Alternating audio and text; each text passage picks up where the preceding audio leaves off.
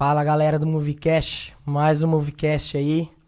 Hoje recebendo o Igor. Igor, tô zoado no meio da voz, hein, Igor? Foi na batalha que pensei que não ia dar certo. Igor resgatei ele, eu falei. Rapaz, fiquei sabendo que o Igor ia vir aqui pra região. Na hora não conhecia o Igor, já entrei em contato com uma amiga em comum dele. Falei, cara, conhecia o trabalho do Igor pela internet, pelo que todo mundo fala, pelo excelente trabalho. Eu falei, tenho que levar o Igor pro Moviecast. Quem não sabe, o Igor também é aqui da região de Presidente Prudente. Estudou na Unesp de Presidente Prudente, é da cidade de Tupi Paulista. Igor que é doutorado ali na USP, né? Estudou na Unesp Prudente, coordenador nacional de uma pós-graduação, que depois ele vai estar comentando aqui com nós também. Autor só de 45 artigos científicos aí.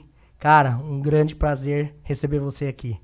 Obrigado, Augusto. Eu fico muito feliz e a todos aí que estão assistindo a gente. Confesso que eu fico surpreso e muito mais feliz por ser convidado para o meu primeiro podcast na região que eu nasci. Então, eu sou de Tupi Paulista, mas tenho Prudente no meu coração, porque eu morei aqui 8 anos, onde eu fiz faculdade, onde eu fiz mestrado. Em 2012, já há 10 anos, eu saí. E aí rodei o Brasil inteiro, morei em Natal, morei em São Paulo, morei em Salvador, morei em Vitória. Hoje estou morando no interior de Santa Catarina, em Itajaí. E bem feliz de ter esse reconhecimento da região que eu saí. Então, mais do que os 45 artigos, mais do que os livros publicados, é um menino do interior de São Paulo que hoje está viajando aí o Brasil inteiro com o curso. Legal. Foi um grande prazer mesmo. Quando fiquei sabendo, eu falei, nossa, tem que trazer o Igor, que agora, como a gente está fazendo um podcast em Presidente Prudente, Igor, foi uma questão de logística. Eu fazia em Santo Anastácio, ali ao lado, né, 30 quilômetros. Só que em Prudente tem essa possibilidade. E foi a segunda vez que eu consegui, vamos dizer, aproveitar, né? O último, que foi o Dr. Márcio, também veio, a gente gravou. Falei, cara, vamos gravar um podcast. Falei, o Igor também, falei, é a hora. Falei, vamos gravar. E super feliz de estar aqui você no nosso podcast para transmitir conhecimento, embasado cientificamente, que é o mais importante, tá? A ideia também é falar do grupos especiais, falar sobre, eu quero que você fale do seu livro também, falar desse público que é grande, que vai cada vez aumentar e precisa um cuidado especial do profissional de educação física. O Igor, de onde surgiu essa paixão de trabalhar com grupos especiais? E você poderia também resumir, também falando um pouquinho que é grupos especiais, pessoal que não tá assistindo aí, que também não é da educação física, pra gente ter uma ideia. A gente tem que pensar em grupos especiais. Vocês vão ouvir em alguns casos populações especiais, grupos de risco. Eu utilizo o termo, inclusive é o título do livro, com grupos especiais, por entender que é uma parte da população, é um grupo da população que tem algumas condições, não necessariamente doença, mas algumas condições que precisam de uma atenção clínica maior. E aí eu estou falando de exercício sendo prescrito de maneira clínica. Então são indivíduos hipertensos, indivíduos diabéticos, indivíduos obesos. Aí nós temos, por exemplo, uma das estratégias, um dos capítulos do livro que eu pensei muito para colocar e poder trabalhar indivíduos com HIV e AIDS, indivíduos com síndrome de Down. Então são capítulos que a educação física pode trabalhar, mas pouco se fala dentro da educação física sobre esses temas. Então, a importância dos grupos especiais na educação física, ela é realmente visionária. E ela vai além hoje dessa questão de futuro. Ela é o presente. Nós temos aqui em Prudente, inclusive, porque minha dissertação de mestrado foi com octogenários aqui de Prudente, nós temos hoje 1,5% da população de Prudente que são indivíduos acima de 80 anos, e nós temos no país aproximadamente 13 a 15% de pessoas idosas. Mas é só isso? São mais de 30 milhões. Então, nós estamos falando de um país de 220 milhões. E nós estamos falando de um país que essa semana já começa a sair em alguns locais uma estimativa dos dados do censo que está sendo coletado agora, mostrando que o país está perdendo mão de obra. O que é perder mão de obra? O país está envelhecendo. Então, está perdendo o pessoal que é o pessoal de trabalho, que tem menos de 60 anos ali. Então, nós estamos nos tornando um país envelhecido. Só mais um dado, e aí eu venho na resposta. Muito se fala da obesidade, que é, inclusive, muito importante para ser falado. Só que nós temos hoje no Brasil mais hipertensos do que obesos. Só que quase não se fala sobre isso. O exercício físico é pensado para o emagrecimento, mas muito menos, mas muito menos, se fala de exercício físico para hipertensos. E o percentual é maior.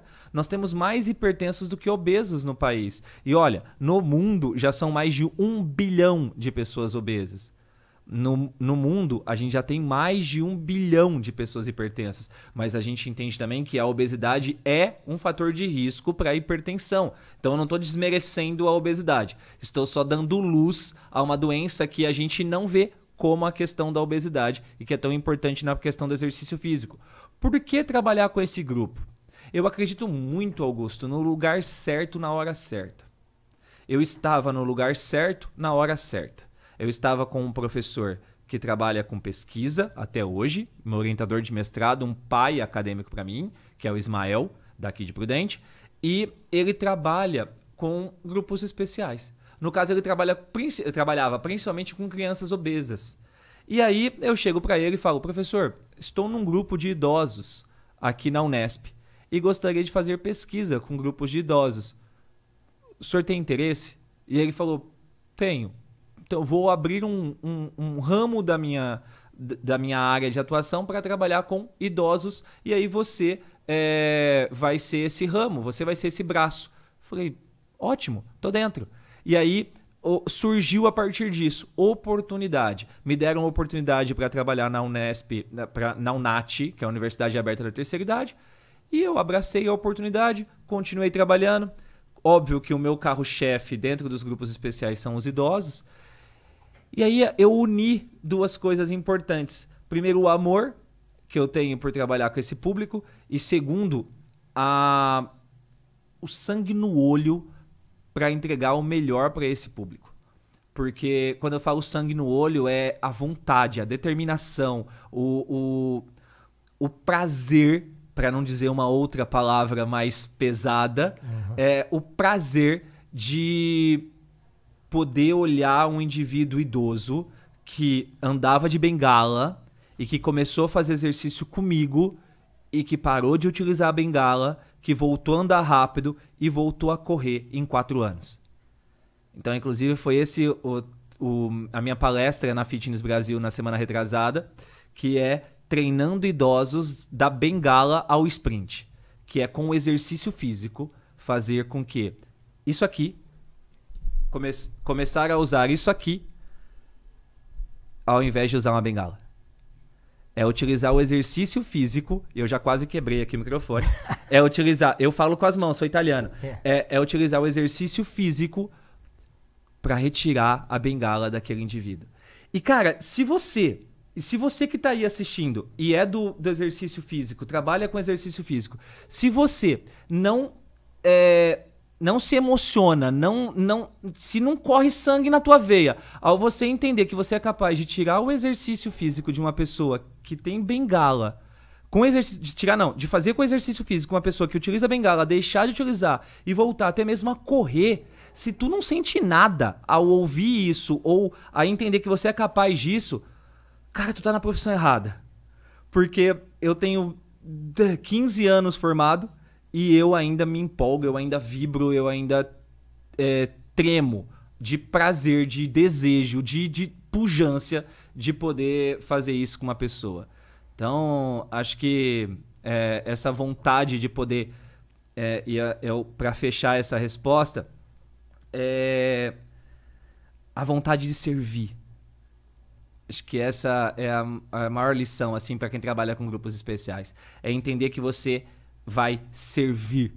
Você vai entregar saúde, você vai entregar qualidade de vida, você vai entregar uma visão do exercício físico que essa pessoa nunca imaginou que teria e nunca imaginou que alcançaria esses resultados.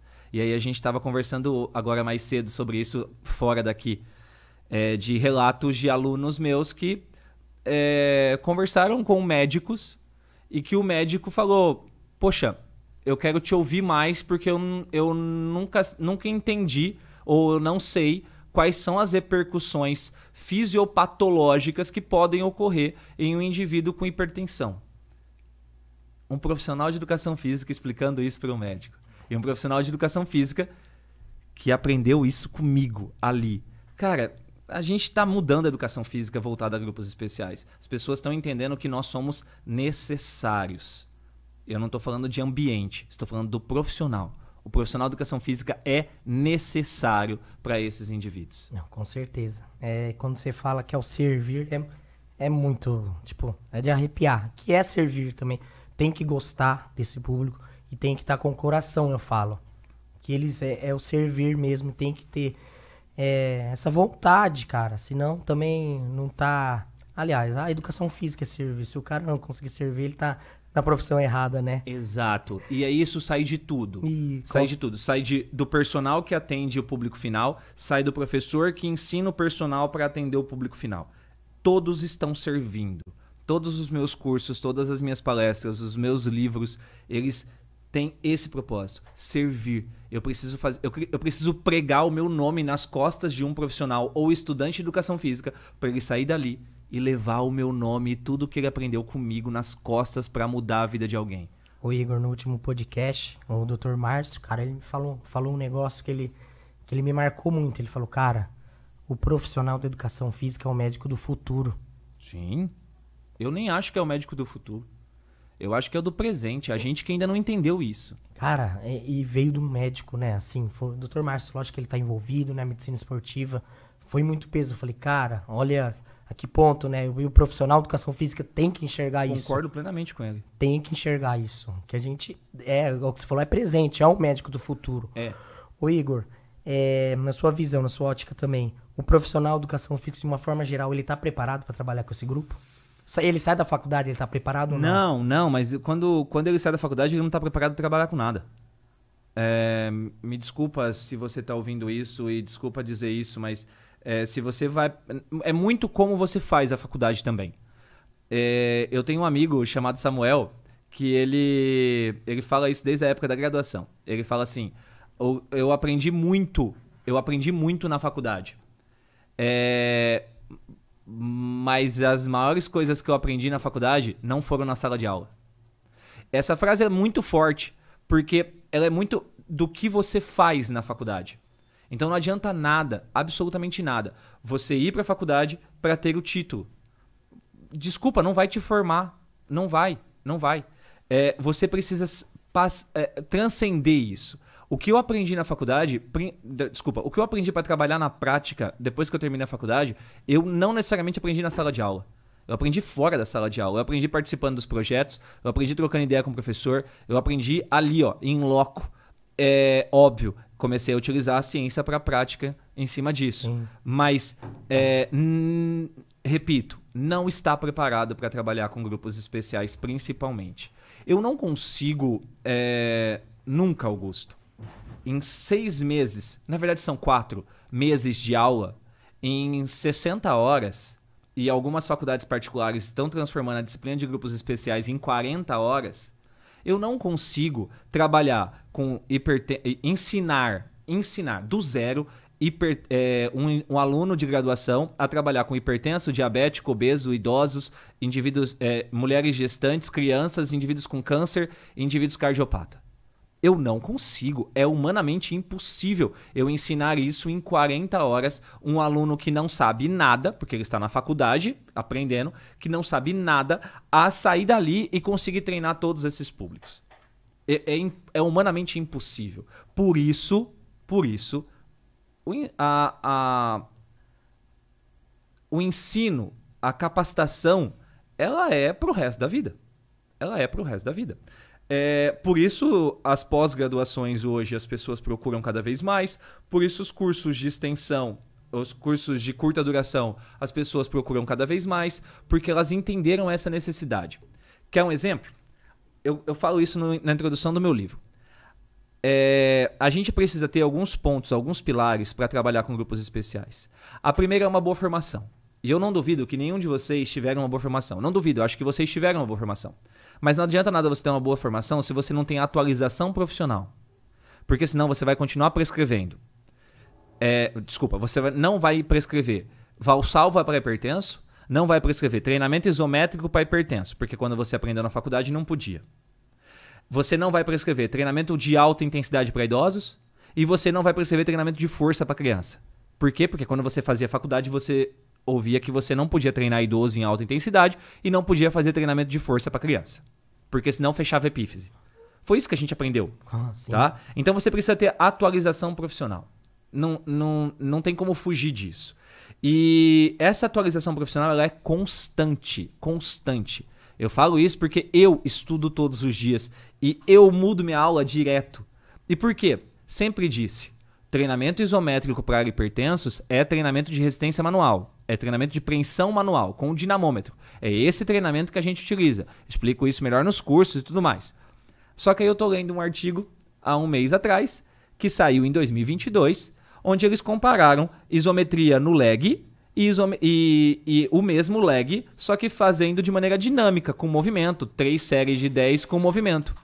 E a hora que ele fez ele comparou isométrico com dinâmico, o isométrico teve maior proteção cardiovascular.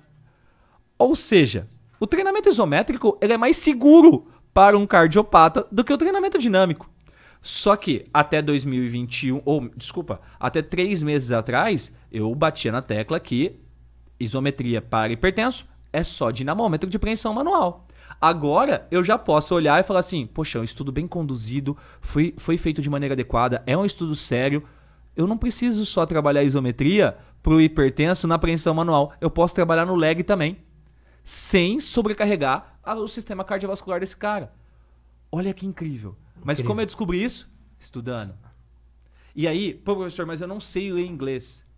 Tá, por isso que você tem professores para poder acompanhar, que fazem um trabalho sério, que não é tendencioso, para acompanhar e poder investir em cursos, em palestras, em congressos, em livros, em materiais, para você ir aprendendo todos os dias. Todos os dias.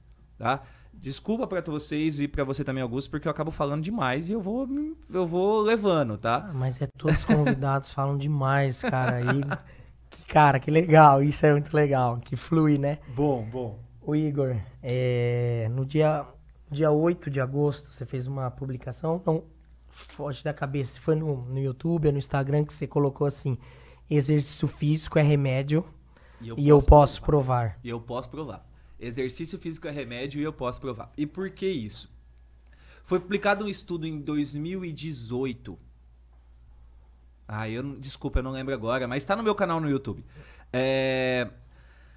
Onde eu fiz um vídeo rápido, assim, desculpa o termo, mas um vídeo chechelento. Um vídeo bem bobo. Que eu tô com um artigo na minha frente e eu começo a falar do artigo na minha frente ali. Porque exercício físico é remédio e eu posso provar. E como eu posso provar? Porque o treinamento combinado, quando eu utilizo na mesma sessão, o treinamento aeróbio mais treinamento resistido, nessa ordem, e isso é muito importante nessa ordem, o treinamento combinado gera a mesma redução, o mesmo controle de pressão arterial que todas as classes de medicamento, exceto enzima conversora de angiotensina, que é o bloqueador de enzima conversora de angiotensina, que é bloqueador de ECA. Tirando esse medicamento, todas as outras classes de medicamento, beta-bloqueador, diurético, canal de cálcio, todas essas classes de medicamento, o exercício físico combinado teve efeito maior no controle da pressão arterial do que os medicamentos. Ou seja, exercício físico é remédio e eu posso provar. Porque se eu tenho o exercício físico gerando a mesma repercussão ou maior do que algumas classes de medicamento, porque o ECA, o bloqueador de ECA, não foi maior do que o exercício, foi igual. O exercício e esse remédio, essa classe de medicamento, foram maiores estatisticamente do que as outras classes. Então, é remédio. A questão aqui é profissional de educação física. E aí eu vou virar. Profissional de educação física. Tu trata o exercício físico como se fosse remédio? Porque essa é a pergunta. Por que eu falo isso? Não adianta nada você falar que exercício físico é remédio se você não o trata como remédio. Porque que é remédio a gente sabe. Mas mais do que isso, não precisa dizer isso pro seu aluno, tá? Porque nenhum aluno gosta de tomar remédio. Mais do que isso, não adianta você dizer pro seu aluno que é remédio só para gerar senso de responsabilidade nele. Porque ele não tem senso de responsabilidade para tomar remédio. É só você pensar o seguinte: quantos hipertensos você conhece que já deixaram de tomar remédio porque acharam que estava bom? Só todos, né? Pelo menos uma vez, não, com certeza. ele para de tomar remédio porque ele fala: ah, já tô bom. Ele tá bom por causa do remédio. E aí ele para de tomar porque ele acha que ele tá bom e ele tem um pico pressórico. Todos, pelo menos uma vez. Quando a gente fala que exercício é remédio, na verdade a gente está criando aversão do nosso paciente ao exercício, do nosso cliente ao exercício. E eu estou dizendo, é remédio. O que a gente não tem que fazer é verbalizar isso para o nosso cliente, porque isso gera aversão ao exercício. E exercício físico não deve ser uma coisa voltada à aversão, deve ser uma coisa voltada a estilo de vida. Eu tô aqui com você, cheguei do voo agora e eu vou pegar mais 1h30 de estrada para voltar embora para casa. Eu vou chegar na casa da minha mãe, faz 3 meses que eu não vejo ela, eu vou dar um beijo nela e vou treinar. Por quê? Porque faz parte da minha rotina. Então não é porque eu vou tomar meu remédio, não, é porque faz parte da minha rotina. Agora, por que é remédio? Porque ele tem a dose certa, da maneira correta, com a ordem certa, para gerar a repercussão correta. E aí eu estava te explicando, a gente estava conversando agora mais cedo. Um hipertenso, a ordem do exercício muda o resultado da pressão arterial no pós-treino. Então até a ordem do exercício eu preciso verificar. Olha o quanto que é remédio. Se eu coloco o exercício aeróbio antes, eu tenho uma resposta diferente do que se eu coloco o exercício aeróbio depois, numa sessão de treinamento. Se eu coloco um leg no começo do treino, a minha resposta pressórica é diferente do que se eu começo com agachamento. Ou se eu começo com supino inclinado ou supino reto, a minha resposta pressórica é diferente. Eu preciso, mais do que falar que exercício é remédio, tratar o exercício como remédio. E isso, infelizmente, para uns e felizmente para outros, nas pesquisas mostram que 90% dos profissionais de educação física não sabem fazer. Por que eu falo infelizmente para um e infelizmente para outros? Porque quem está nos 10% que sabe, navega no oceano azul. Com certeza. Augusto, eu tenho 15 anos de formado. Eu terminei o doutorado em 2016, são 6 anos. Você falou aí no começo, professor Igor, uma referência em grupos especiais. Augusto, sejamos honestos. Eu tenho 36 anos. Tu acha que com a minha idade eu seria referência em alguma coisa? Sabe por que eu sou essa referência que você fala e que eu sempre ouço? Porque não tem ninguém que fala sobre isso. E se não tem ninguém, eu navego num oceano azul. O profissional de educação física que souber, de fato, responder cada porquê de trabalhar com grupos especiais, ele navega no oceano que não tem ninguém perto dele. E aí ele pode colocar o valor que ele quer, ele muda a vida da pessoa como nenhum outro muda, ele entrega um resultado como ninguém imagina que possa entregar. Que é mais o que para uma profissão como essa? E é o que a gente estava conversando, né, Igor? São poucos aqueles profissionais que, vamos entrar na classe da medicina, que os médicos, vamos se dizer, confiam mesmo, ó, cara, pode ir com esse, vai esse. A partir de um médico, um exemplo, confiou, cara, é chover de aluno. É chover de aluno? Desculpa falar, mas é chover de aluno. Por isso a responsabilidade para fazer o médico confiar no trabalho é de quem? É do médico ou é do profissional de educação física? O profissional. É igual eu falei, aquele que quando eu cheguei, troquei de cidade, eu bati numas 3 clínicas, 6 lá, fiquei lá, ó, apresentar meu trabalho, é isso. Quantos profissionais de educação física vai fazer isso? Às vezes, cara, é difícil. É difícil. E a gente tem que ir pra cima. Eu concordo plenamente. Tem que ir pra cima e mostrar quem é. Senão, fica nessa porcentagem enorme aí na mesmice, né? Isso. Assim, ó. Óbvio, você vai conseguir ter resultado e a gente estava conversando sobre isso. Exercício físico é tão bom que até prescrito errado dá certo. Não é muito lá. É tão bom cara, que até prescrito errado dá certo. Sim. Por quê? Porque o exercício físico... Piaget fala isso, né? Educação física cuida do corpo e mente. E aí, esse mente, ele tem um duplo sentido. Porque pode ser que a educação física cuida do seu corpo e da sua mente, ou a educação física cuida do corpo e mente. No sentido de mentira. No sentido de entender que, faz aí qualquer coisa que vai dar certo. E de fato vai dar certo. O movimento é o percussor da inteligência. O movimento, exato. Eu tinha essa frase no meu primeiro estúdio, cara. E aí você começa a pensar assim, cara, eu posso simplesmente ser um personal onde eu coloco o exercício de maneira aleatória, onde eu coloco séries e repetições de maneira moderada a baixa e conseguir ter resultado com o meu indivíduo grupo especial. Só que, se eu pego um médico para dar aula, se eu pego um advogado para dar aula, se eu pego uns caras questionadores para dar aula, vai dar ruim para mim. Vai. Porque esses caras vão começar a me questionar o porquê. Por que eu tô fazendo esse exercício depois desse? E você vai responder, é porque são exercícios para costa. Não. Eu tô fazendo esse exercício depois desse porque esse exercício aqui, eu tenho uma repercussão diastólica diferente do que esse exercício aqui. Eu não posso passar 2 que tem a mesma repercussão diastólica. Eu tô fazendo esse exercício depois desse exercício aqui com a intensidade diferente porque você tava com a glicemia alta e eu precisei desse exercício para reduzir um pouco e agora eu vou dar uma porrada em você. Porrada no sentido de intensidade, de maior força e tudo mais. Então, esses porquês são absurdamente importantes. Se você me permite, eu gostaria muito de ler o que eu recebi hoje de manhã. Eu até postei no meu store. Oi, prof. Deu sim, porque era uma aluna que ia conversar com um cardiologista. Conversei por áudio com o doutor, porque ele queria entender melhor a hipotensão pós-exercício, que a tendência é aumentar e não diminuir. E ele queria entender por que eu estava conseguindo diminuir a pressão do meu aluno com o exercício físico. Você tem ideia que essa minha cliente, que é uma personal, que está treinando uma pessoa hipertensa, ela está dando aula para um médico, para um cardiologista. Porque ele não sabe a repercussão fisiológica que o exercício tem, porque ele aprendeu que o exercício físico eleva a pressão. E de fato eleva. Só que com técnica correta, você consegue reduzir a pressão durante o treino. E no pós-treino, esse efeito de redução vai continuar acontecendo.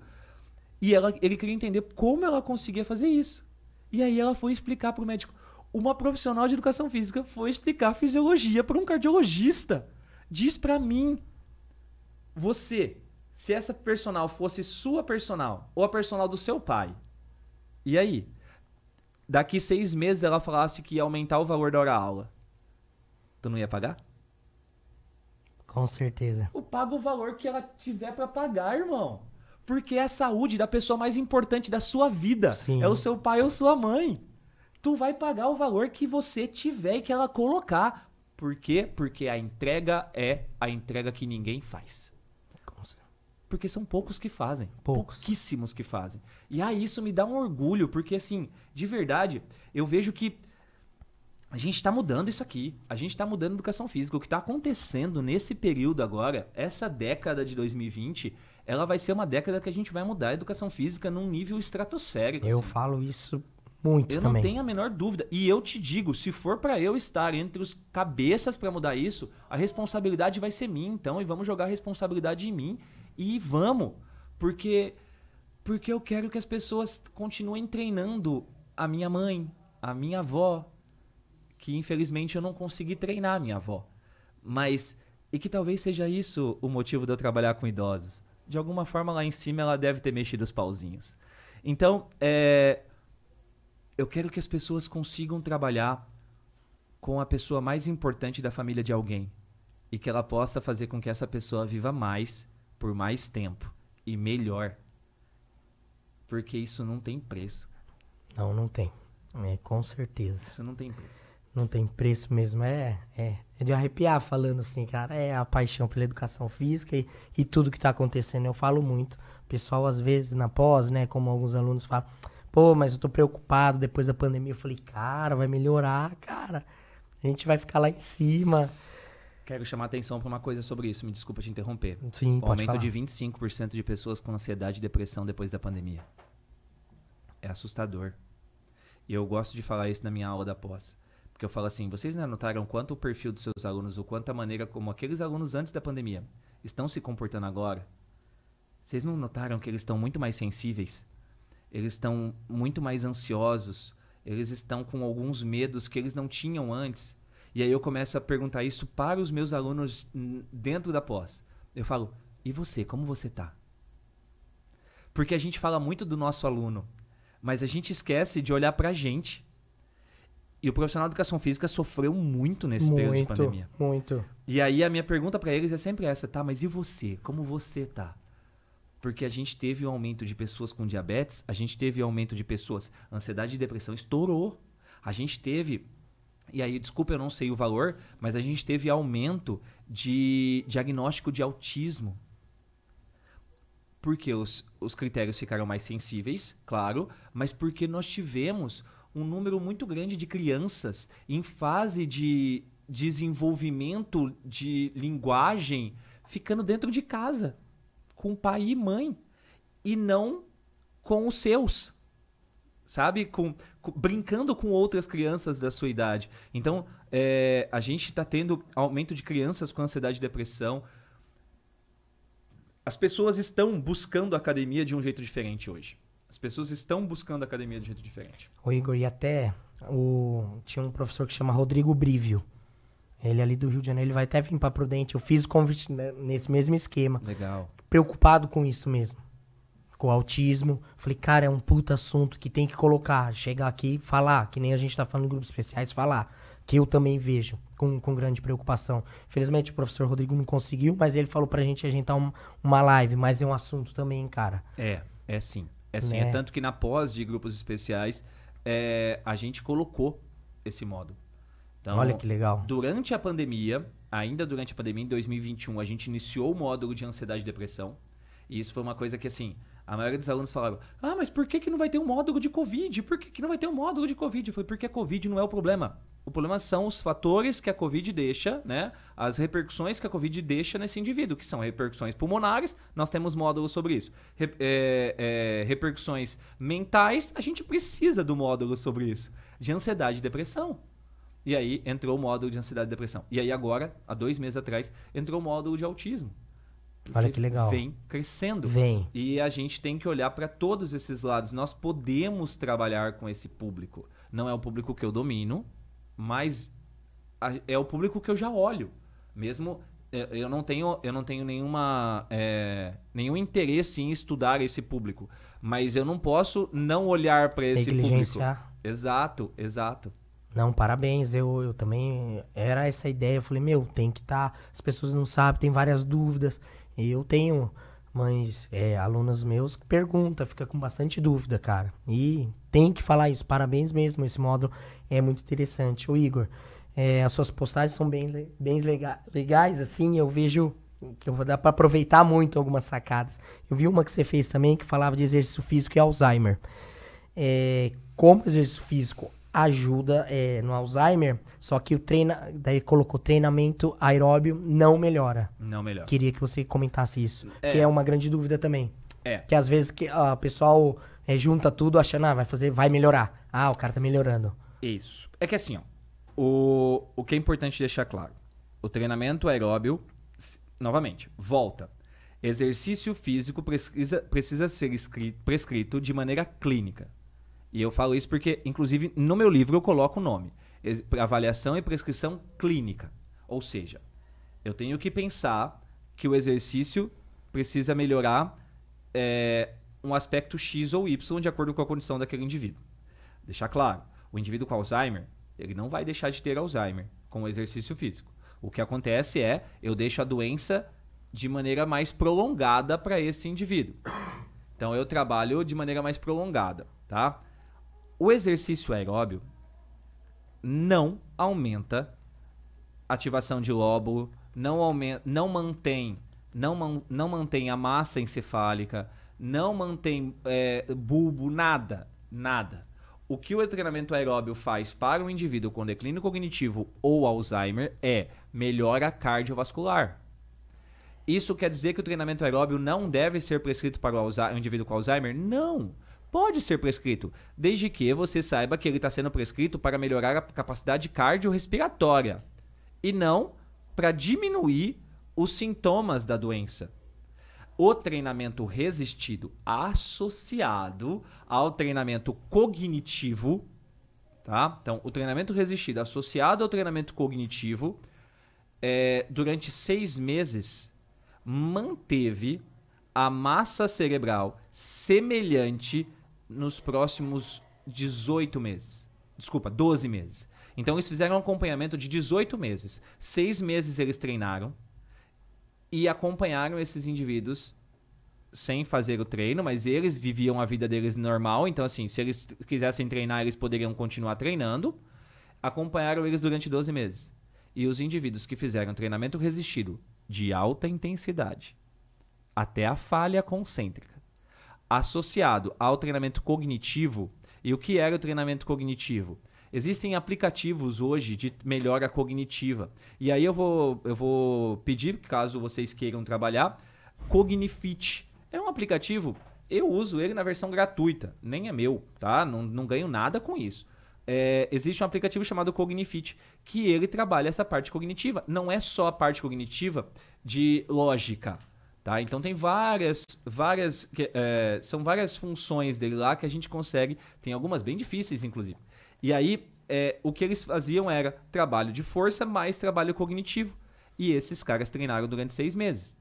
E quem treinou dessa forma, depois de 12 meses que parou de treinar, continuava com a massa cerebral semelhante. Então, eu consigo manter por mais tempo esse indivíduo sem que ele perca massa encefálica, sem que ele perca transmissão nervosa. Então eu consigo prolongar essa doença. Eu consigo manter ele lúcido por mais tempo. Óbvio, foi feito com indivíduos que tinham declínio cognitivo, com aumento com a chance aumentada de Alzheimer. Então isso não pode ser dito para uma pessoa que está lá nível 3 de Alzheimer. Tá? Estou falando de uma pessoa nível 1, estou falando no começo da doença, ok? A gente tem 4 níveis da doença de Alzheimer. Então estou falando do nível 1 ali. Mas de toda forma, o treinamento aeróbio não tem nenhuma relação, não diminui o processo inflamatório, porque isso é importante dentro do Alzheimer, e o treinamento resistido é capaz de fazer isso. Então, para o indivíduo com Alzheimer, parece que o treinamento resistido de alta intensidade associado ao treinamento cognitivo é positivo para ser trabalhado, pensando na doença. Ô Igor, desculpa interromper, esses 4 níveis... 4 estágios. 4 estágios. Isso. Ele demora quanto tempo? Então, isso depende muito da idade que é diagnosticada a doença, ou seja, que tem a doença. Por exemplo, tem um indivíduo com 80 anos que é diagnosticado com Alzheimer, que seja no estágio 1. Esses estágios eles vão acontecendo de maneira mais rápida. Eu tenho um indivíduo com 65 anos que ele está no estágio 1.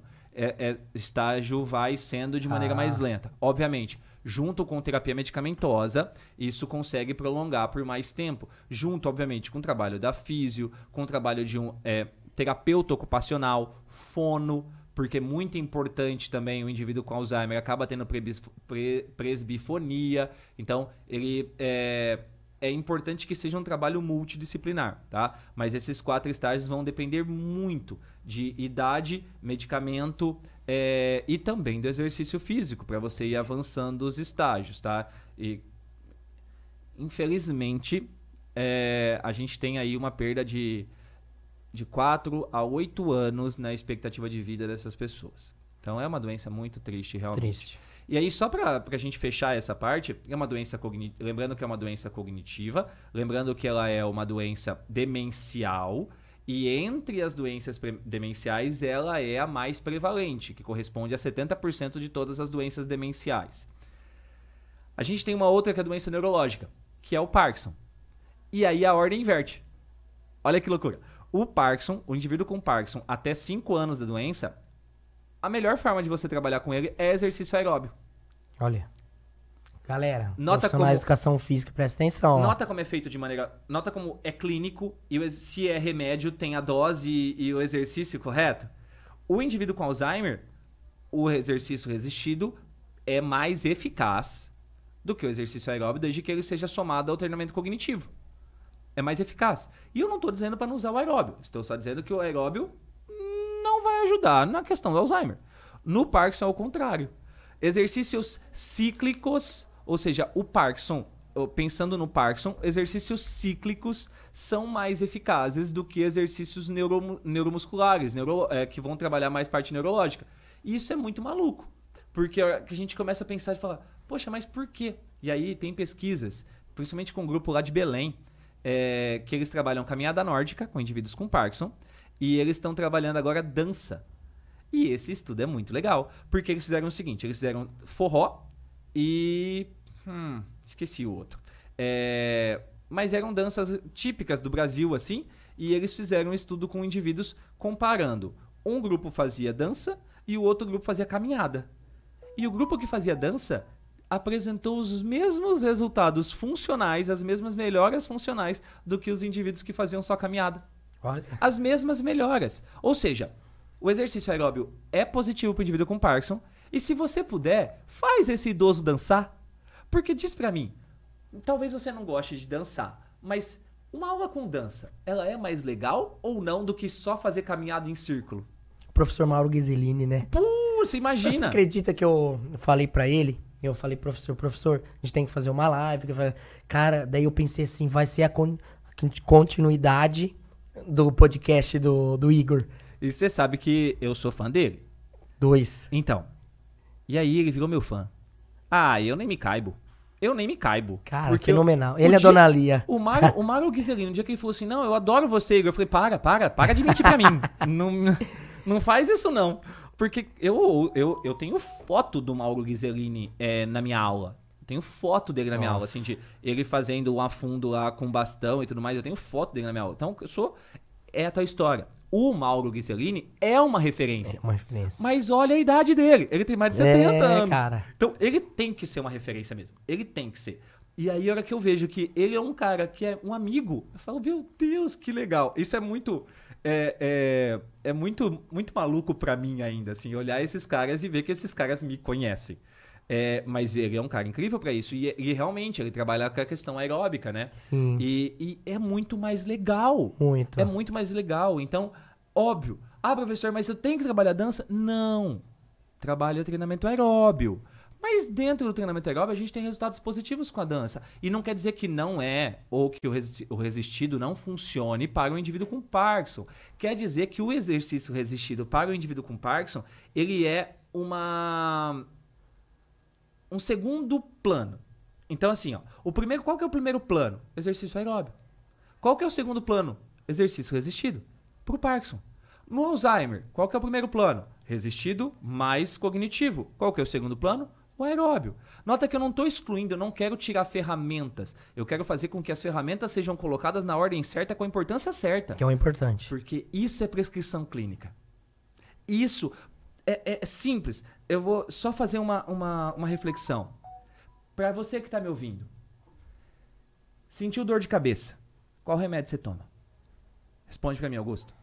Dorflex. Dipirona. Dipirona, Certo? Indivíduo, deixa eu fazer uma outra reflexão. Você chega na farmácia e você entrega pro farmacêutico pantoprazol, Buscopan, simeticona e Bactrim, que é um antibiótico, um remédio para estômago, um remédio para gases e um remédio para dor de barriga. O que você tem? O farmacêutico olha, tu acha que ele não sabe o que você tem? Ele fala, ixi, esse aqui deu ruim. Provavelmente está com infecção intestinal. Certo? Ou seja, eu tenho a receita e eu vou ter o remédio certo para aquela doença. Profissional de educação física. Você já pegou a ficha de treino de alguém que você é amigo de um profissional de educação física, seu amigo? Você pegou a ficha de treino do cliente dele?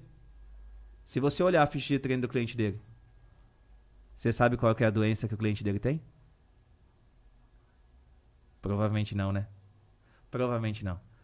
Então não adianta falar que exercício físico é remédio se a gente não sabe ver a receita que é para cada tipo de cliente. E só para deixar claro, não estou dizendo que é uma receita de bolo, que existe uma receita de bolo. Não.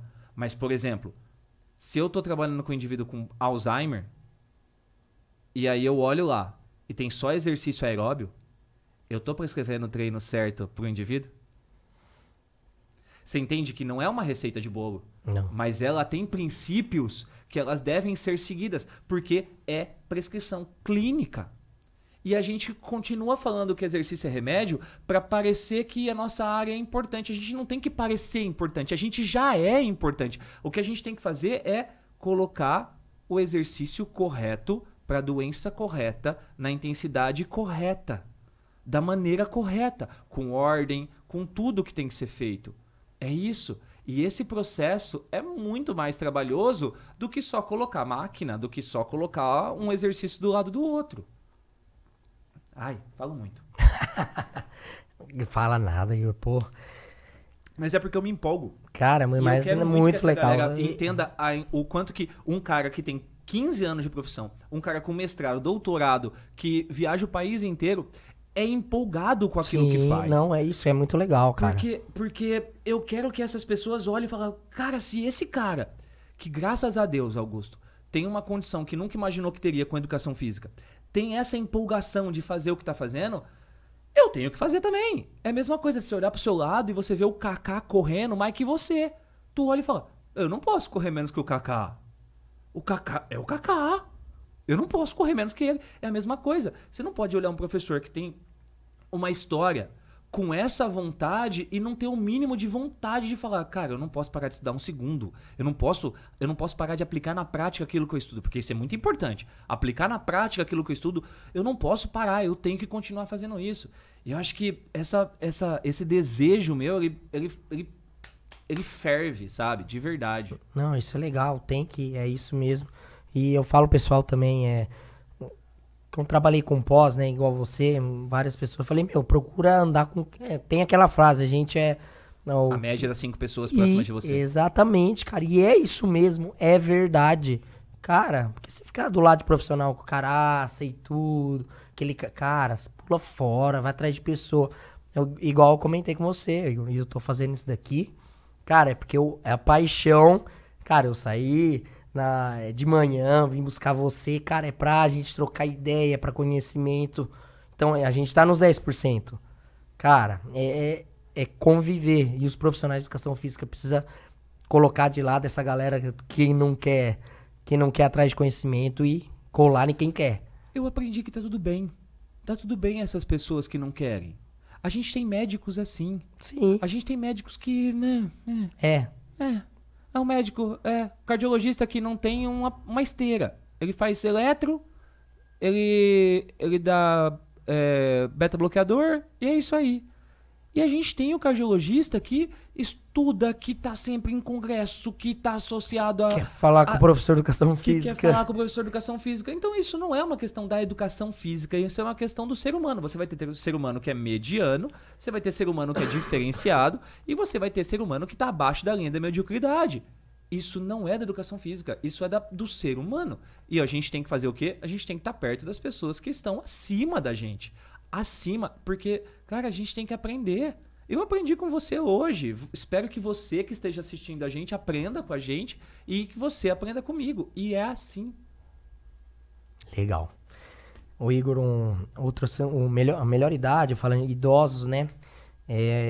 Onde chega um aluno melhor idade, idoso que fala, né, também. Pessoa idosa. Pessoa idosa, né? Que o cara só chega, o personal só trabalha treinamento de força com ela. Uhum. Chega na academia, só força, força, força. Ele vai estar melhorando também sua funcionalidade? Depende. Depende muito. Depende como vai ser esse treinamento de força. Tem trabalhos hoje que fizeram o que a gente estava falando mais cedo, né? O treino canja de galinha, que é o treino que não faz mal para ninguém. É isso. O que é o treino canja de galinha pro idoso? É 3 de 15 com 3.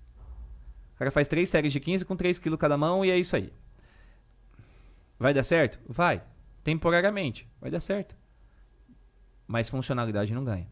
Nem todo treinamento de força, isso é importante, nem todo treinamento de força melhora a funcionalidade do indivíduo. Isso é interessante. Por quê? Porque nem todo treinamento de força, ele tem caráter funcional. Eu posso melhorar a força, mas muitas vezes eu melhoro a força desse cara para puxar ou empurrar. Beleza. Só que eu faço isso numa máquina. Eu faço isso com ele estável. O tempo todo estável. E aí a minha pergunta é, em que momento você está estável, totalmente estável, na sua vida cotidiana? Na maioria das vezes você está instável. Sim. Puxa um móvel, você está com as costas pregadas em algum lugar? Não. Empurra um móvel, tu está com as costas pregadas em algum lugar para empurrar? Também não. Então, primeiro que treinamento de força não quer dizer melhora funcional. Agora, a melhora funcional, ela está relacionada com aspectos da força também. Mas ela não é só força. E aí eu trago 4 pilares, talvez 5, mas principalmente 4 pilares para melhorar a funcionalidade do indivíduo. Lá vem. Potência de membros inferiores, força de membros superiores, equilíbrio dinâmico e mobilidade. Esses são os 4 pilares para se trabalhar com idosos. Potência de membros inferiores, porque não adianta ser forte nas pernas, irmão. Tu precisa ser forte, mas quando você tomar um tropeção, você precisa ter velocidade para colocar a outra perna na frente e voltar a se equilibrar. Ó, potência e equilíbrio dinâmico. Além disso, eu preciso de força de membro superior. Força de membro superior. Por quê? Porque se eu cair, o meu braço vai segurar o tombo para que eu não bata a cabeça no chão. Sim. Eu tenho na família isso, de bater cabeça, viu? Isso, mas por quê? Faltou força nos membros superiores e faltou potência nos inferiores. E eu preciso de mobilidade. Por que mobilidade? Porque mobilidade associada com equilíbrio dinâmico diminui a queda. Agora eu boto um 5º ponto. Cognição. Trabalho cognitivo. E as pessoas acham que trabalho cognitivo é só pedir pro idoso fazer cruzadinha, jogar xadrez, fazer aquele, como chama aquele negócio? Sudoku. Isso é trabalho cognitivo de lógica. Trabalho cognitivo pode ser o cara tá andando e tendo que fazer conta. O cara tá andando e tendo que fazer uma receita. Isso aconteceu... eu não me lembro agora a cidade, talvez tenha sido em Cuiabá. Eu peguei uma idosa na hora da aula prática e pedi para ela fazer exercício de equilíbrio estático. E ao mesmo tempo que ela tá fazendo exercício de equilíbrio estático, ela teve que falar a receita de um bolo que ela gosta de fazer. Ela, adoro fazer bolo de laranja.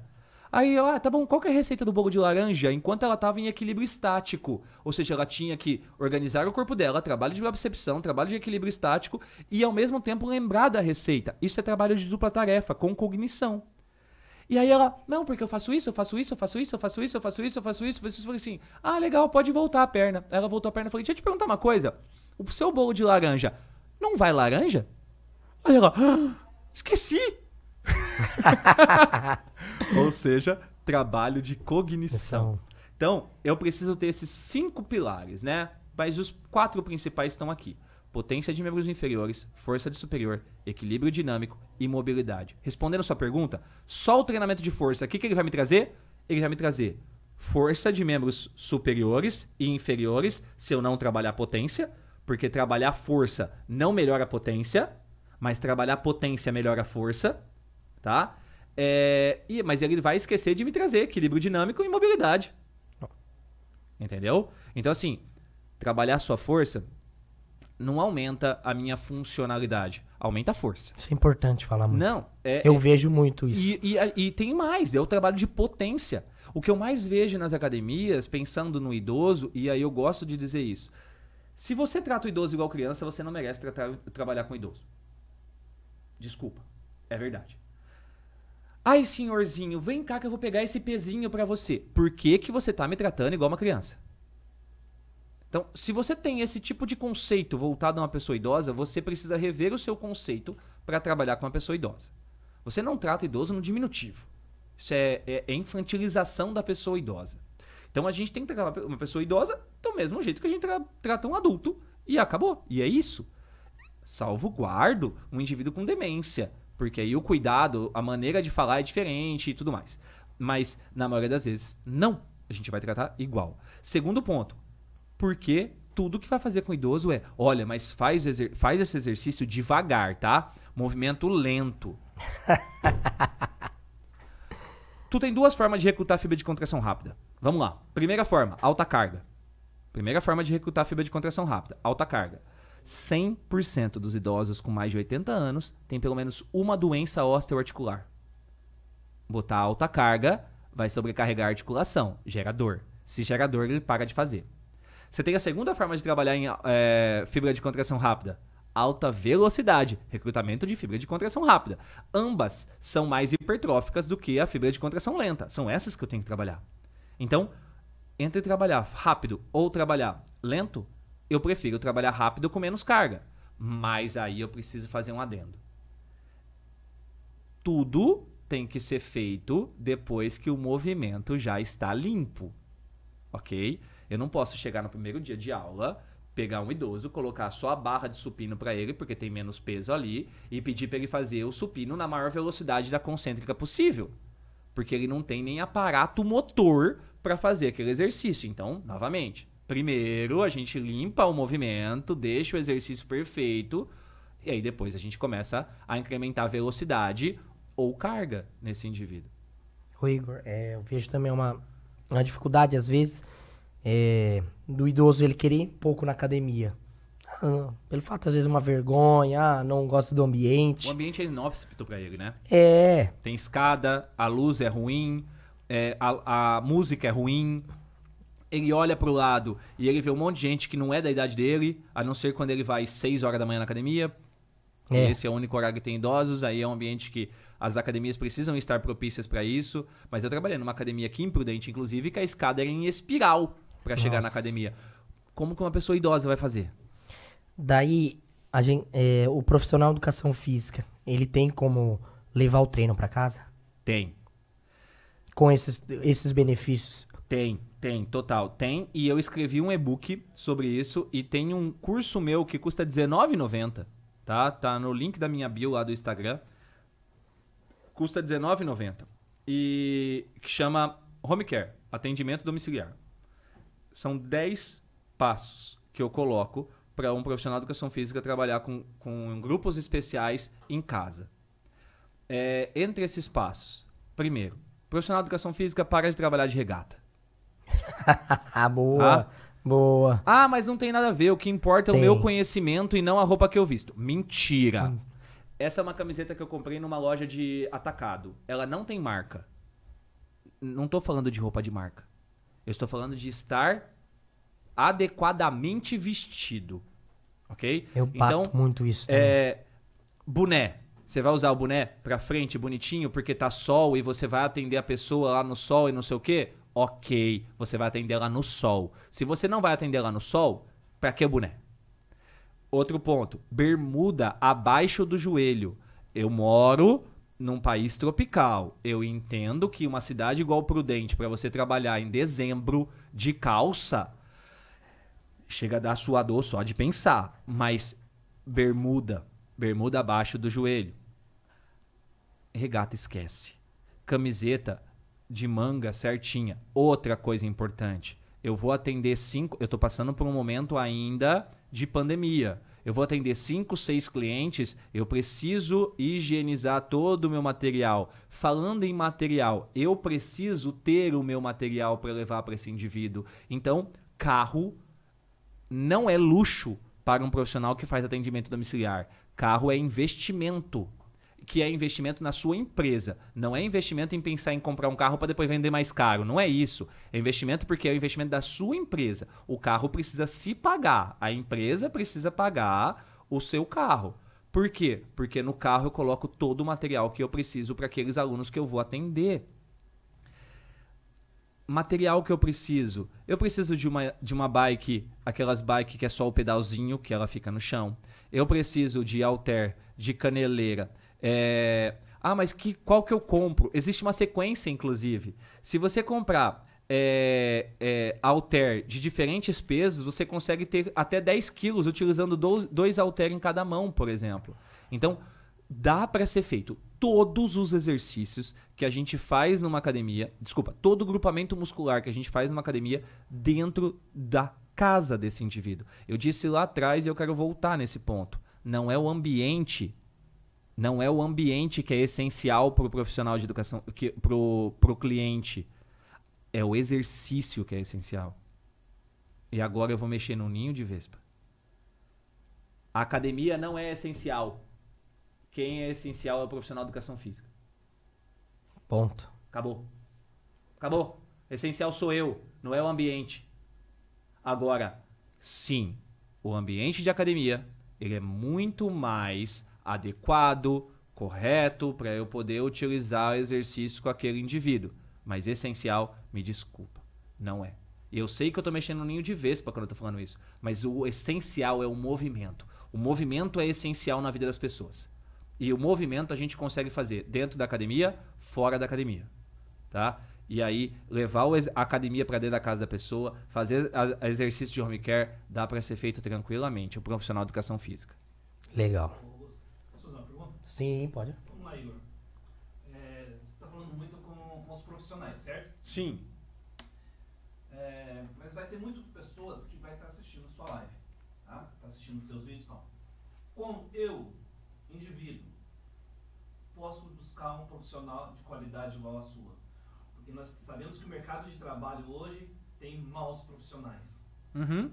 Você vai na academia hoje, eu desisti de uma academia por causa disso. Você chegar, vem 2, 3, 5 funcionários querer passar para você a mesma coisa. Mas você nota que ele só está interessado em te passar, pegar você como um cliente e não você como pessoa precisando de um profissional. Entendi. Márcio, como que você escolhe um bom médico? Um bom médico? Olha, pelo currículo dele ou pelo QI, que indica. Exatamente, Márcio. Eu queria muito que você falasse isso. Por que não um profissional de educação física ser alguém que você indica? Você conhece alguém que tem um personal? Conheço. Me fala um pouquinho dele. Isso. Por quê? Porque às vezes o personal do Augusto não é o personal ideal para você. Porque o Augusto é um cara de alto rendimento. Ou seja, ele gosta de um personal que fica... Vai! Mais uma, pô! E você é um cara que fala... Mano, se um personal der esse grito no meu ouvido, ele vai tomar um soco na mesma hora. Entendeu? Então assim, você é a mesma coisa de médico. Eu vou procurar um médico. Aí eu chego lá, vou no otorrino. Tem algum otorrino me indicar, Augusto? Tenho sim, Igor, mas vou te dizer, o cara é grosseiro, hein, cara. Eu falo, não vou nesse não. A mesma coisa. Eu vou conversar, eu vou ter indicação. Eu quero indicação. Então, você vai procurar um profissional de educação física da mesma forma que você procura um médico, por indicação. Porque você sabe que aquele cara tem um perfil que, poxa, eu gosto desse tipo de perfil para esse cara, para poder trabalhar comigo. Eu gosto. Agora, numa academia é mais difícil. Porque numa academia você vai ter que ter os profissionais que tem ali. Mas mesmo assim dá para ter indicação. Porque, por exemplo, eu vou na academia X. Não sei, eu vou na academia X. Eu converso com alguém que treina lá. Tu gosta de treinar lá? Cara, eu gosto, cara. E eu gosto de treinar esse horário, porque tem um professor lá que me dá muita atenção. É muito legal. Tá aí. Vou na academia que aquela pessoa faz, que me indicou, e vou treinar com esse cara. Profissional de saúde. Do mesmo jeito que você... E nutricionista, se eu for te trazer, a mesma coisa. Você disse agora há pouco que você foi nutricionista, mais cedo. A sua nutricionista, você fez o quê? Foi do nada? Não, foi por indicação. Mas aí caiu no detalhe que você acabou de dizer. Quem me indicou, o tratamento dele foi... Bom, ela me tratou igual a ele. Mas o resultado foi diferente. Por quê? Talvez seria o quê? Biologia, a forma do meu corpo inserir os mesmos remédios, o mesmo tratamento, a mesma... Então assim, eu até tentei conversar e senti que não foi tão legal a conversa, então aí acabei desistindo. Mas assim, o exercício que ele fez, eu fiz, pra ele teve Mas ele prescreveu mesmo? o mesmo. Esse cara não era bom.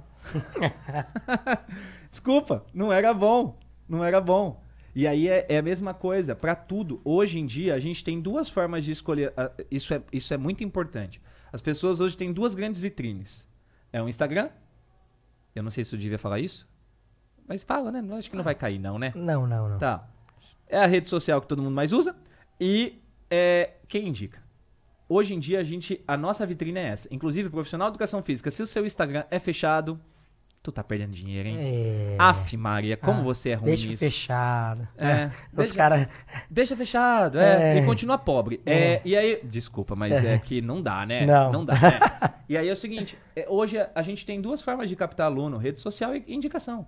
E aí é a tua história. Muitas vezes, por exemplo, o cara pode ter sido bom pra aquela pessoa lá que você treinou. Mas ele passou o mesmo exercício pra você, as mesmas coisas pra você. Cara, não faz sentido. Ele não te deu a devida atenção. Deixa eu fazer meia culpa. O ambiente de uma academia hoje, ele não é um ambiente voltado ao resultado de uma pessoa que começa a treinar da mesma forma que um personal vai te proporcionar esse resultado. Porque o cara tá sozinho numa academia com 50 pessoas. Então, óbvio que ele não vai te proporcionar o mesmo resultado, porque ele não vai conseguir prescrever da maneira clínica que deve ser prescrito. Mesmo assim, é melhor do que não fazer nada. Mas o resultado vai ser, muitas vezes, o que você acabou de dizer, decepcionante. Foi por isso que eu deixei a academia. Frustrante. Isso mesmo. E aí eu perco, por exemplo, uma pessoa que poderia se tornar um cara ativo. Mais do que perder barriga, mais do que ganhar músculo, mais do que qualquer coisa, é se tornar uma pessoa ativa. E o QI, porque eu hoje não indico a pessoa. Exato, e aí essa pessoa perdeu a chance de ter indicação de outras várias pessoas. E aí eu te digo, tu tem um cara na tua frente que tá aqui com você sempre, que pode, te indicar, pode, dois, trabalhar com você, pode fazer um monte de estratégias para poder te ajudar. E eu aqui em Prudente tenho pessoas para te indicar também, além do Augusto. Então, você tem pessoas que podem te indicar bons profissionais ou não, mas é a mesma coisa de um médico. Vou num cardiologista que fui indicado por tal pessoa. Chego lá, converso com o cardiologista, ele fala, não, a gente vai fazer um teste de esteira. Aí eu, que bom, vai fazer um teste de esteira máxima? Vou. A gente vai fazer. Tá bom. E aí, a hora que eu vou fazer o teste de esteira, ele faz um teste de esteira pegando uma fórmula que nem existe. Ele pega uma fórmula lá de 220 menos minha idade e fala, a hora que chegar nesse máximo, a gente interrompe. Eu falo, você tá maluco? Teste de esteira não é isso. Ou seja, ele foi bom para aquela pessoa, mas pra mim eu já vi que ele não é bom. Então, às vezes a indicação não foi uma indicação certa também. Então, tem tudo isso envolvido. A indicação é importante, mas nem sempre é a indicação certa para você. E aí tem que buscar outras indicações ou outros perfis, como o Augusto mesmo. Aí, Marcelo, tá enrolado aí pra nós conversar. Não, tem que fazer, tá maluco.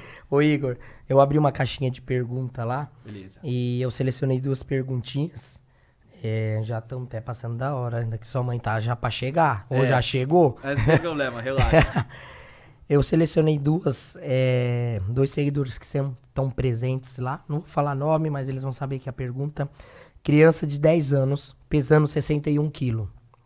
Qual tipo de treino e de intensidade ele pode fazer? Primeiro, ela tem que treinar. Porque se ela tem 10 anos e tem 61 quilos, provavelmente ela não tá treinando. Tá? Trabalho pouco com criança, então não é uma minha expertise. De toda forma, esse trabalho não dá para ser só com exercício físico, tá? Ele precisa ser também com acompanhamento nutricional. Em alguns casos, ele precisa ter um acompanhamento psicológico, ok? E onde o exercício, que tipo de treino é importante aqui? Faz o treino intervalado. E por que o treino intervalado? Porque uma criança de 10 anos, ela não tem a mesma... eu não vou usar esse termo, deixa eu pensar. Ela não gosta do exercício monótono. Ela se cansa, eu vou usar. ela tem uma concentração de TikTok de 15 segundos. Então você não vai pegar pra ela e falar assim, ó, fica aí nessa esteira 40 minutos correndo e caminhando, correndo e caminhando. Sabe o que vai acontecer em 5? Ela vai começar a caminhar na esteira de costa. Vai. Porque aquilo é chato. Eu tenho uma turma de treinamento só de criança, que é de filhos de a maioria amigos meus, ou de alunos meus. Intervalado. Cara, é atividade é isso. intermitente. É atividade de suicídio, por Se exemplo. virar as costas, eles estão derrubando tudo, é isso? Exato, então faz eles derrubar tudo na aula. Isso. Então, assim, é suicídio, é correr e voltar, é queimada. Ah, mas é um indivíduo só. Tá bom, faz o treinamento com ele em circuito. Faz um treinamento intervalado com ele, faz um treinamento que mescla aeróbio com resistido, trabalha competitividade. Muito, Então, né? e se ele estiver sozinho, ok. Mas aí, quer uma dica pra essa pessoa? Pega um amiguinho pra ir junto. Legal. Porque é a mesma coisa de você treinar gestantes. Se você treina gestante, começa a treinar 2 gestantes ao mesmo tempo. Porque você vai ter uma tranquilidade na sua aula muito maior do que você tá tendo só você e a gestante. Ah, mas são 2. Sim, são 2. Mas a aula para elas vai ser muito melhor. Por quê? Porque são seus pares. Porque elas entendem o que elas estão passando. Legal. E a criança também. Então, um vai poder resenhar com o outro, brincar com o outro, competir com o outro. Porque, que, novamente, são crianças, é um público que eu trabalho menos. Mas, assim, na minha idade, na tua, a gente tem a mesma idade quase. Se você chega uma criança e falasse assim, ó, quem chegar primeiro ganha. Ele não quer saber o que ele vai ganhar. Ele só vai. Só vai. Porque ele quer ganhar. Você ganhou o quê? Ganhou o prazer de zoar o outro. Vai, zoa o outro. É isso. Então, atividade intermitente, atividade que mescla exercício resistido e exercício aeróbio. Porque crianças que treinam musculação apresentam menos chance de doença crônica quando adultos, tá? E, obviamente, é um trabalho multidisciplinar. Ele precisa ter uma nutricionista que vai seguir certinho e precisa ter não precisa, mas às vezes pode ser necessário um psicólogo. O nutricionista precisa, mas o psicólogo depende, às vezes pode ser necessário. Eu acho absurdamente válido, eu acho que todo mundo deveria fazer terapia sempre. Legal. Aí tem outra pergunta sobre cardiopatas que usam beta-bloqueadores. Uhum. Como controlar a intensidade do exercício? Então, vamos lá. Primeira coisa, um cardiopata que usa beta-bloqueador, ele só vai treinar com você se ele tiver um teste de esteira e um atestado médico. Ele tem um teste de esteira máximo? Tem. Ok. Qual foi a frequência máxima atingida? Qual foi a pressão máxima atingida? Tanto sistólica quanto diastólica. Que estágio ele acabou o teste? Ok, feito isso, beleza. Eu vou utilizar a variável de frequência cardíaca máxima dele no teste, ok? Eu vou utilizar a variável de frequência cardíaca máxima dele no teste, o percentual disso. Então, eu vou trabalhar em cima do percentual da frequência cardíaca máxima dele naquele teste. Professor, essa frequência cardíaca pode sofrer alteração? Pode mesmo. Porque ele pode ter ido treinar, ele pode ter ido fazer o teste de esteira num dia que ele estava muito ansioso. Essa ansiedade fez com que ele interrompesse o teste antes e fez a frequência cardíaca dele subir demais. Então, pode ter variação. Ah, tá. Então, como eu minimizo essa variação? Eu minimizo essa variação com uma coisinha chamada talking test. Eu minimizo essa variação com uma coisinha chamada escala Omni, que é uma escala de 0 a 10 de percepção de esforço. E o talking test. O que é o talking test? Eu consegui montar uma frase inteira enquanto eu estou fazendo exercício? Consegui. Tá leve. Eu consegui falar 3 palavras antes de hiperventilar? Tá moderado. Eu tô cortando cada palavra e hiperventilando em cada uma delas? Tá muito intenso. Então, são estratégias que eu consigo utilizar além da frequência cardíaca que eu vou trabalhar com esse indivíduo. E um indivíduo cardiopata, eu vou olhar também, começo e fim, a pressão arterial que ele vai se comportar. Se eu vou trabalhar treinamento resistido, inclusive eu falo disso no meu livro, eu preciso ter algumas estratégias, como aumento do tempo de intervalo, trabalhar a fase excêntrica, aumento do número de séries, diminuição do número de repetições, para que eu não aumente tanto a pressão arterial dele durante o treino. Professor, e o duplo produto? Nem olho.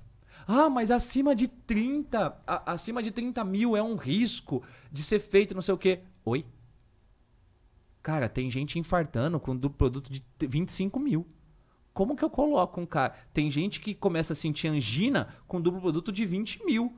Como que eu falo que 30 mil é seguro? 30 mil é seguro quando não é cardiopata. Os artigos colocando esses 30 mil, na maioria das vezes, são indivíduos que não são cardiopatas. Tem cardiopata com duplo produto de 20 mil e que começa a sentir dor. E que pode ter um agravo fazendo exercício. Então, o que eu faço? Eu vou trabalhar em cima de várias variáveis para controlar a diminuição do risco desse indivíduo. Entre elas, então, a frequência cardíaca, mas eu tenho que entender que ela oscila muito do dia após dia, percepção de esforço de 0 a 10 e talking test. Tá? Isso tudo pensando no aeróbio, ok? No resistido eu vou trazer estratégias no treinamento para que eu não aumente a pressão arterial dele de maneira significativa durante o treino e consiga reduzir no pós-treino. Tá? E, como eu disse, assim, mais detalhes, aí eu falo um pouquinho mais nos livros e nos cursos, porque eu teria que falar a questão de, poxa, eu posso pegar um cardiopata que está com a pressão acima de 160, utilizar dinamometria de pressão manual, para depois utilizar treinamento aeróbio intervalado de intensidade moderada, para depois conseguir colocar o treinamento resistido intenso ou moderado, a depender da variação da pressão arterial dele durante o treino. Então tem um monte de estratégia que a gente consegue fazer com esse cardiopata. Vai atrás dos cursos do Igor Conterato e do livro, né? Eu acho importante. Ô Igor, pra gente encerrar aí, eu falo que no penúltimo eu coloquei falando o sprint. O sprint é aquele rapidão que é falar em poucas palavras. Coloquei alguma coisa assim pra você falar aí. E eu queria que você falasse vou falar as palavras aí, o que você acha, como se fosse um sprint muito rápido mesmo. Estudo. A base para aplicação prática. Educação física. A minha vida. Sedentarismo. Só faz com que eu morra mais rápido, viva pior e perca pessoas importantes da minha vida. Ciência no Brasil. Ai, como precisa de ajuda. Medicina esportiva. Trabalho concomitante à educação física. Legal. Pessoal, coincidentemente hoje a gente fez o podcast e eu falei, cara, eu nem tava pensando, eu falei, caramba, hoje é o dia do profissional de educação física. Que honra. Que honra receber você no dia do profissional de educação física. Essa profissão que eu amo, cara, que eu bato no peito mesmo. Eu acho que eu não escolhi profissão melhor pra mim ter. Minha esposa sempre fala, meu, você acorda falando de esporte, dorme falando de esporte. Quando tô de bobeira, você tá lá no seu escritório, vendo, falou, meu, você ama o que você faz? Eu falei, amo. Falei que eu falo, parece que eu não trabalho. Eu tô lá, que é gostoso da aula, cara, é uma paixão. E eu queria que você também deixasse um recado aí pros profissionais de educação física. É muito difícil falar assim. O que eu gosto de... Eu tenho uma frase que eu uso no meu livro que ele fala o seguinte. Estudar e trabalhar com grupos especiais é entender que a sua responsabilidade é maior, mas que mudar a vida da pessoa mais importante de uma família não tem preço. Então, acho que essa é a grande mensagem que eu digo para quem trabalha na educação física com grupos especiais. É entender que tudo que você aprende é pouco, porque você tá trabalhando de fato com vida. E não é o método de treinamento. Não é aquele método de treinamento, é aquela pessoa. Existe uma pessoa atrás do método, existe uma pessoa atrás da ciência e a sua responsabilidade é maior. Mas não tem preço você ver um cardiologista tirando medicamento de um hipertenso, você vê um endócrino tirando medicamento de um diabético e você vê em loco um idoso que utilizava a bengala voltar a correr. Legal. Igor, muito obrigado por ter vindo aqui. O Igor quase não dormiu à noite, contou a história. Meu Deus, olha, Tô cara. sem dormir. essa disponibilidade, como eu falei no início do podcast, na hora você já falou, vamos pra cima, que é a paixão mesmo que move você ter vindo aqui. Eu sei que tá esperando, sua mãe tá esperando aí, então muito obrigado mesmo. Seja bem-vindo sempre ao Movecast. Vamos trazer cursos do Igor pra cá, com certeza, que a gente tava conversando que é importante. Eu queria que você deixasse aí suas redes sociais também, falar do livro. E muito obrigado aí por ter vindo, cara. Cara, eu agradeço demais, assim, eu fico bem feliz, e eu espero que o pessoal tenha gostado, né, porque falo muito e sei lá, mas espero que tenha ajudado de alguma forma vocês pô, você pela disponibilidade, por me chamar. Confesso que eu sou uma pessoa, estranhamente, eu sou uma pessoa tímida. E aí, a hora que eu recebo esse tipo de convite... Oi? É verdade, a gente tava no fitness e aí tinha gente que chegava em mim e falava, professor Igor, tudo bem? E eu olhava e falava, essa pessoa só me reconheceu porque eu tô de crachá, essa pessoa não me conhece. Então eu não sei onde eu ponho a mão e tal. E a hora que eu recebo um tipo de convite de estar aqui falando pra uma audiência legal e tal, isso me deixa muito feliz, assim, de verdade. Então, muito obrigado a todos vocês. Espero que vocês tenham curtido, que tenha ajudado.